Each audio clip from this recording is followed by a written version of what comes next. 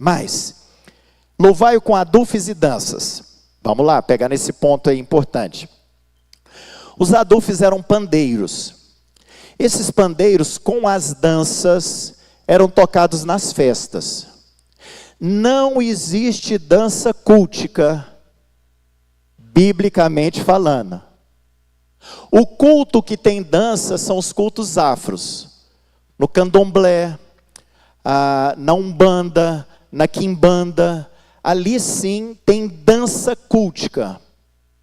Biblicamente não existe dança cultica. As danças eram usadas nas festas, eles dançavam nas festas, porque era um povo muito festivo. E era uma dança bem diferente da nossa, tá bom? Até hoje, você vê o povo judeu dançando, é uma dança familiar, então bem diferente da nossa. E os adufes eram muito tocados nessas danças, nessas festas, tá ok? Então nós encontramos os adufes sendo tocados nas festas, nós encontramos as danças nas festas. Ele continua: louvai-o com instrumentos de cordas e com flautas. A flauta, nós temos registro no Novo Testamento, a flauta era muito usada nos serviços fúnebres, tá? Nos momentos fúnebres era muito tocado flauta, tá? Ele continua: louvai-o com símbolos sonoros e símbolos retumbantes. Nós vimos que os símbolos, os pratos de metal, também eram usados diante da arca da aliança em adoração e louvor a Deus. E está dizendo: todo ser que respira louve ao Senhor, aleluia. Por que ele faz essa relação de instrumentos musicais no Salmo 150? Para nós contextualizarmos. Você está na guerra, louve ao Senhor. Você está no velório, louve ao Senhor. Você está em casa, louve ao Senhor. Você está cultuando, louve ao Senhor. Todo ser que respira, louve ao Senhor. Aleluia. Isso significa o quê? Que nós cristãos devemos louvar quando? O tempo todo. Em todos os momentos. É assim que esse inário termina, dizendo: louve ao Senhor. Você está triste? Louve ao Senhor. Você está feliz? Louve ao Senhor. Você está na festa? Louve ao Senhor. Você está em casa? Louve ao Senhor. Você está passando por uma guerra, por uma luta, por uma tribulação? Louve ao Senhor. Todo ser que respira, louve ao Senhor. É assim que termina o inário. Olha a importância disso. Portanto, nós olhamos para o Velho Testamento, queridos, e nós vamos encontrar uma complexidade fantástica de música no Velho Testamento. Quando a gente chega no Novo Testamento, pode ir, Jean, por favor, querido. Mais um aí. Pastor. Oi? Pois não, querido. O senhor podia só falar mais um pouquinho a respeito da dança, pastor? Porque, assim, para mim aqui parece que é bem claro que pode dançar. Eu também não concordo com dança, nem gosto, mas do jeito que está na Bíblia aqui, não parece que pode dançar, né? Sim, então vamos ver direitinho essa questão da dança. Vamos pegar o contexto, né, do povo judeu, né?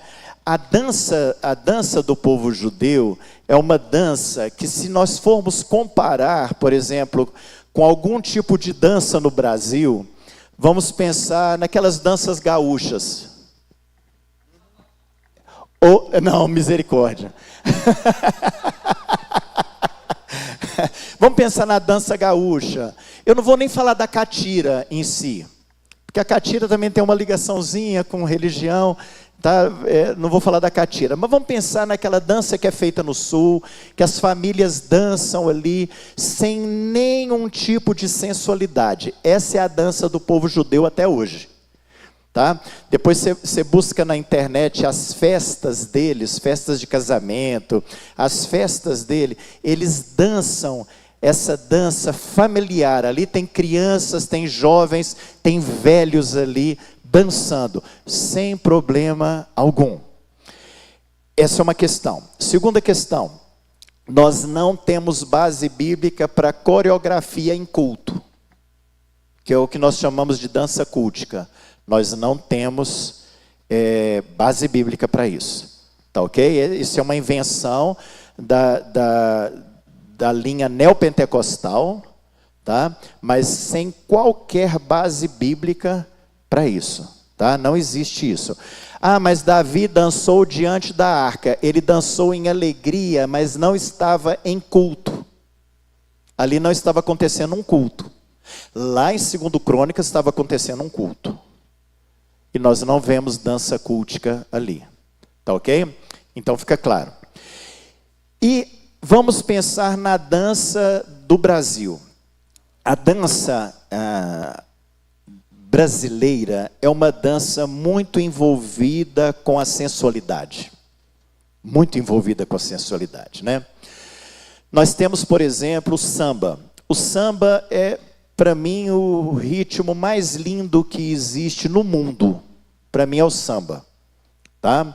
Raiz afro, né? Porque a música brasileira que nós podemos dar certidão de nascimento para a música brasileira é a bossa nova. Todas as outras a gente tem uma raiz, né? Ou africana ou europeia ali para o lado de Portugal. O samba, um ritmo fora do comum de lindo. Mas a dança é sensual. A dança é sensual. Vamos pensar no funk. O funk, ele surge na década de 70, ali nos Estados Unidos. A gente vê o Bruno Mars, por exemplo, como hoje né, que responde bem ao funk americano, que é completamente diferente do funk brasileiro. No final da década de 70, o funk ele vem para o Brasil. E aí o funk, ele invade as favelas cariocas. E aí o brasileiro, ele dá o nome de funk carioca e ele dá um novo ritmo para o funk carioca, que é uma batida muito boa, uma batida muito marcante. Mas junto com a batida marcante vem o texto. Junto com o texto vem a dança. O texto do funk, se você pegar 98% dos funks cariocas, eles vão falar de imoralidade sexual, vai falar de droga, vai falar da mulher como objeto sexual. Essa é a linha do funk. A dança do funk é a dança mais imoral que nós podemos ter, é a dança do funk. Entendeu? Então, para o brasileiro, dança, a gente não consegue separar dança da sensualidade. Esse é o problema. Agora, se você pega esses países europeus que têm suas danças típicas, aí você, até os Estados Unidos, que tem a mesma idade do Brasil, você vê, por exemplo, ali na região do Texas, com a música country, uma dança que é uma dança festiva ali da música country, sem sensualidade alguma, quase que uma coreografia, sem problema algum. Você pega a valsa, você quer uma dança mais linda, mais nobre do que é a valsa? Só que aí você vai para a Argentina e pega o tango, que é totalmente sensual, quase uma relação sexual. Entendeu como que é? Então a gente precisa ver a dança, o tipo de dança, o contexto de dança, para a gente poder fazer esse tipo de avaliação. Ficou claro? Que bom. Eu, enquanto adorador, eu posso dançar sem ser em culto? Que dança? Igual você falou, uma valsa, por exemplo. Sim, não vejo problema. Não vejo problema, tá ok? Desde que você analise o contexto, tá? Que você está dançando essa valsa. Eu nunca fui, eu estou falando né? Eu nunca fui numa festa aqui no Brasil, onde se dançou a valsa e depois veio todo outro tipo de dança, né? Então nós acabamos de ir numa festa de 15 anos, por exemplo, que a jovem dançou com o pai, dançou com o avô, dançou com os irmãos. E foi lindo esse momento de dança, sem dificuldade alguma. Depois acompanhado por danças e por aí vai. Entendeu? Então eu não vejo problema. Eu não vejo dificuldade alguma nisso aí. pecado algum nisso aí, desde que você analise o contexto, desde que você analise o tipo de dança. Agora, o que a gente está discutindo mais aqui é na questão cultica. Impossível. Tá? Não tem nenhum embasamento bíblico para coreografia e para dança cultica. Até mesmo, não sei se vocês vão concordar comigo, que muitas dessas coreografias são bem sensuais. Moças lindas, balançando com aqueles lenços lá, e acaba sendo uma coisa sensual. Eu fui pregar num lugar, eu e Sheilinha estávamos sentados na primeira fileira, e entrou a equipe de coreografia. E a Sheilinha falou no meu ouvido assim: bem, ou vai orar ou ler a Bíblia. E eu, como um marido obediente, abaixei a cabeça, fechei os olhos, fiquei orando o tempo inteiro.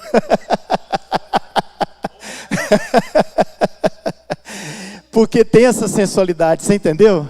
Então vai muito desse contexto. Agora, em termos culticos, zero. Nós não temos embasamento bíblico nenhum para dança e nem coreografia.